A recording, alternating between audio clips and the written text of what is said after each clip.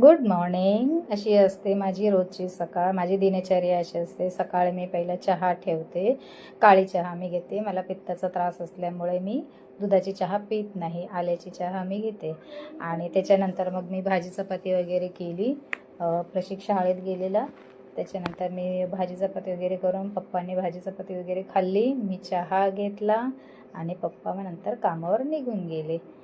पप्पा जात आहेत आणि मी प्रशिक आला होता आणि तेवढ्यात मी बोलतच होती त्याच्याशी.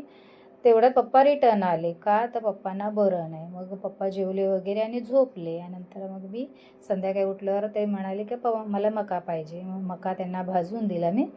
त्यांनी भाजून मका खाल्ला आणि मी भेळ खाल्ली. मला भेळ आवडते. मी दाणे काढून त्याचे अशी मी कांदा टमॅटो टाकून त्याची भेळ करत असते. मला अशी भेळ आवडते. मी काही ते मका चावून खात नाही. आणि मग आम्ही दोघांनी चहा घेतला. पप्पांनी फंडाचा हिशोब वगैरे केला आणि नंतर मग असा होता आमचा आजचा दिवस. मग संध्याकाळी आम्ही जेवलो आणि झोपलो. सांगा तुम्हाला कसं वाटलं ते. थँक्यू.